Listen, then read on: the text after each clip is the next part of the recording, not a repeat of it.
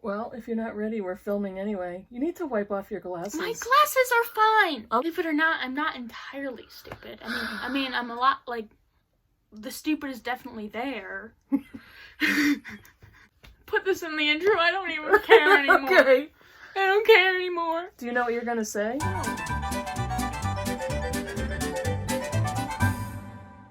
Hi BookTube, it's Kim and Clara from Middle of the Book March. We're going to try to get this video in a fairly short amount of time.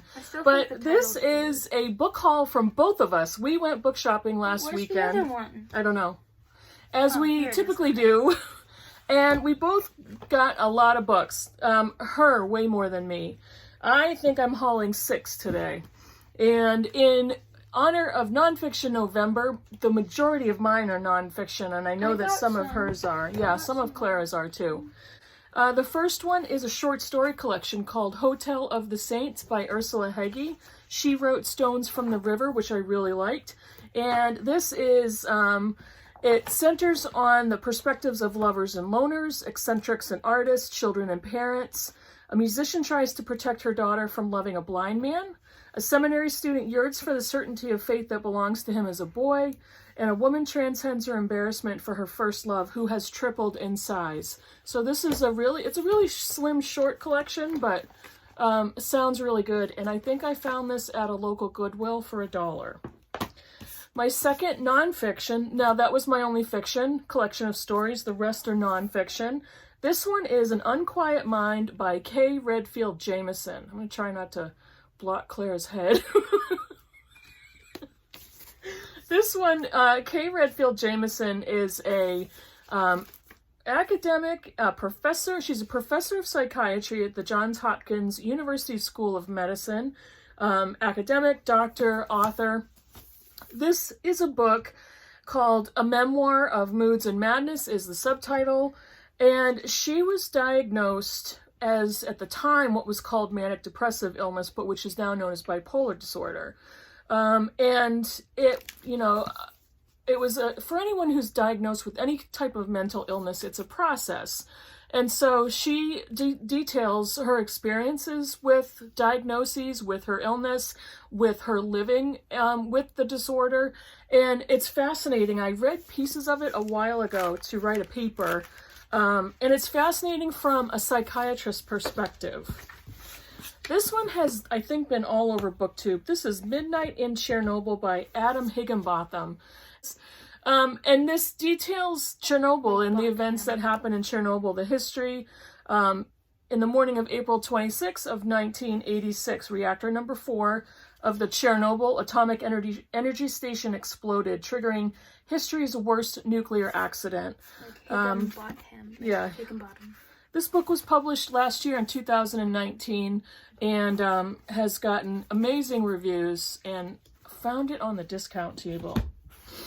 The next one is too timely and really heartbreaking. This is Beth Macy's Dope Sick. This is one of the 100 notable books on the New York Times Book Review.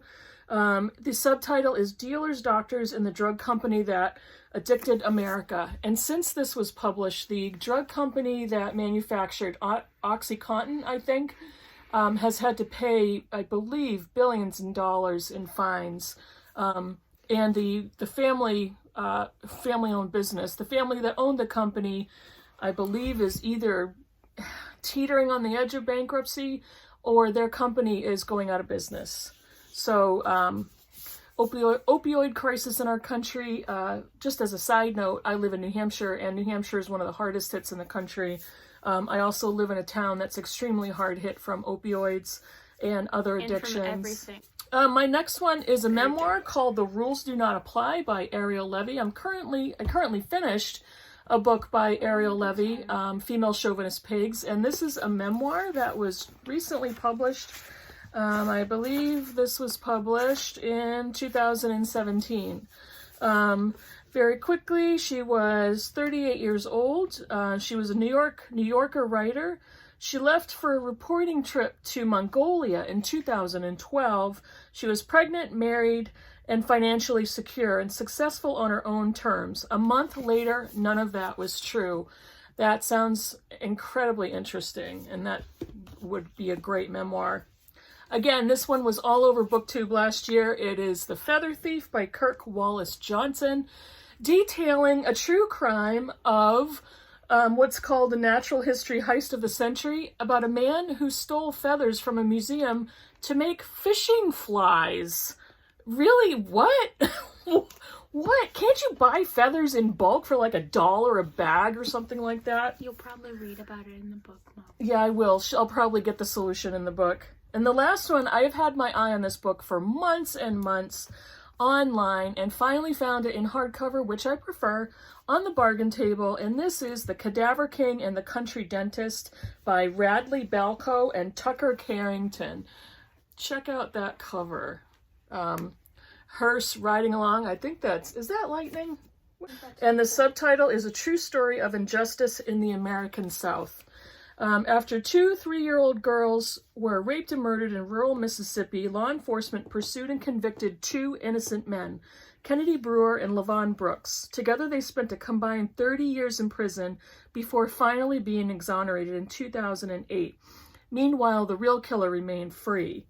The Cadaver King and the Country Dentist recounts the story of how the criminal justice system allowed this to happen, and how 2 men, Dr. Stephen Hain and Dr. Michael West, built successful careers on the back of that structure.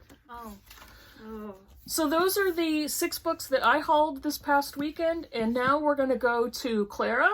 Clara's in 8th grade and is 13 years old, and we did, I think towards the beginning of the year, we did a video on comfort reads for middle schoolers, but she hauled a much bigger pile than me, so changing the camera angle to get less of me and more of her at this point in the video. So like 15. She hauled 15 books, and we ended up going to Books A Million, and then we went to Goodwill. Goodwill is fortunately or unfortunately, one of the best places for used books. We don't have a lot of used bookstores in my area, so that's where we go first. So here's Clara to talk about her books that she hauled. We went to The Amazing Book of Useless Information by, I think, Noel Botham. Show him the cover. And it's really just a book of random facts, which I thought was pretty cool. Which is great for 13-year-olds. That was at Goodwill. Then also at Goodwill, I got Island of the Aunts and The Secret of Platform 13, both by Eva Ibbotson. Show them the covers. Secret of Platform 13 and Island of the Aunts, which I've already started reading, as you can see. Yes, so I know Island of the Aunts seems really cool. It's about like 3 aunts who have an island, and they kidnap 2 kids, but the kids don't really seem too mad about it. And wonder how the parents feel. There's a bunch of cool creatures on the island. It seems pretty cool. That's why the kids don't seem too mad about it. Yeah, kind of a middle school fantasy novel. Yeah. And then I got this clunker of a giant vintage thing called Amy's Eyes by Richard Kennedy. It's big. Yeah, chunkalunka. And floppy. Floppy paperback. Floppy paperback. Score. So it's about this girl named Amy who has a doll named the Captain. So the Captain turns into a real man, goes out to sea. Amy got sad, Captain comes back. She turns into a doll, which is like, they go on a great adventure, a treasure quest, and then there's like the climax, which only Amy's eyes can find the treasure. All that's on the back of the book, by the way. So that's Amy's Eyes. I thought the cover was really cool. Yeah. And like that's Amy right there. I think the little doll. Then at Books A Million, I felt kind of stupid getting this, but it seemed fun. I got Zoo Patrol Squad, but the Kingdom Caper by Brett Bean. It's the first one in a series. It's cute. I know, it seemed kind of stupid, but you want to show the pictures? Yeah, it's really colorful and really cool. It's a graphic novel, as you can see. It seems real cool. Graphic novel pages are a lot cooler than looking at my face on video. Oh yeah. I'm just saying. Yeah. Okay, next. Totally embarrassing her. That's my job. You know you're a good parent when you embarrass your kids. I might make We might make a video on it if she lets me. If I let her. I don't know if I'm going to do that because I'm also mean. About the giant thing that I'm writing. Yeah, but she is a really incredible writer, and she's written poetry and stories and fan fiction. Okay, I'm done. And flash fiction. I don't write slash. It's not... Okay. Like, people have a bad rap for fan fiction. Okay. This one I felt very stupid getting, but it also seemed fun. I convinced her to buy it because it was fun. I used to be obsessed with it. But it's Scooby-Doo and the Fairground Phantom. I used to be, like, obsessed with Scooby-Doo, but it's, like, a pretty, like, medium, like, style reading level, that kind of thing. But so it seems pretty cool. Probably like 5 or 6 years ago, we started a new birthday tradition where we took her on a shopping spree. Oh, you remember that? We started taking her on a shopping spree on her birthday or that weekend at Toys R Us, which I think is no longer in business. Oh, no, but the very first year we did it at Toys R Us, she loaded up the carriage with all Scooby-Doo paraphernalia. She got the bus, she got the action figures, the mystery mobile, some books. It was all Scooby-Doo related. It was adorable. Mystery mobile, I think so. Okay, next. And it made a mess because it had like this gunk. Yeah. Then I thought this was pretty funny. How to drag a body and other safety tips you hope to never need. So there's this a lady with the gas mask on, drinking some coffee, looking at the world burning. That's probably me drinking coffee. But she seems very cool. The author, I mean. It's Judith Matloff. Yeah. Okay. It's pretty cool. Then, this is another start of series thing. Explorer Academy, The Nebula Secret by Trudy Truitt. That's a really cool alliterative name. Look at that cover. It's really pretty. Now, Naked hardback. I know, it's pretty amazing. I love it. So that's my two favorite types of books. I think you talked about this really, really early on. Are floppy paperbacks and these like naked hardcover ones. She takes all the dust jackets off of any hardcover book she gets, and it drives me insane because I'm a kind of person who will keep the dust jacket on as I'm reading a hardcover, and even if it's like unwieldy and I'm trying to redo it and I'm trying to put it back into place. I have layers. But she takes them off and they end up everywhere and I can't find them, and it's like I can't even look at it. I don't always take them off. Almost always. And unless I'm reading a really giant hardcover book, I try to leave them on. So. I definitely take them off. Okay. Like Harry Potter, I'm taking those off. Yeah. It's a thing that I have. Okay. I've also been this is pretty cool. Trying to learn Spanish. She's really interested in learning Spanish. I got this Living Language Spanish Essential Edition. It's not an actual book, but it has a book in it, 3 audio CDs, and free online learning, apparently. Then I got Illustrating Children's Books, Creating Pictures for Publication by Martin Salisbury? But look at that. It's basically how to illustrate children's books, and there's a bunch of different styles of illustration in it. Okay, you're not looking at the camera anymore. A bunch of different styles of illustration in it. I do the same thing. I get caught up in reading the book when I'm filming a video and I forget I'm on camera. I also got What It's Like to Be a Bird, From Flying to Nesting, Eating to Singing, What Birds Are Doing and Why by David Allen Sibley. Show them that cover. That's really pretty. Look at that. Look at that. Look at that. Okay. Show them that picture.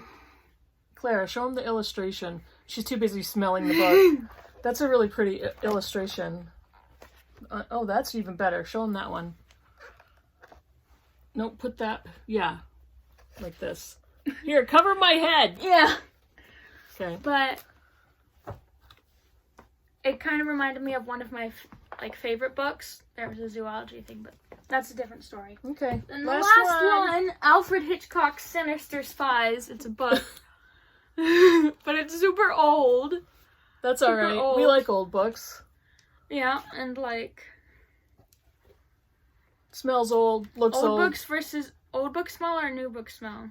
Which one do you prefer? Depends, as long as the old book smell isn't moldy and mildewy. Yeah. And basement smell. And hope you like these selections. Hope you like seeing what we bought and what we acquired last weekend. We had a really good time.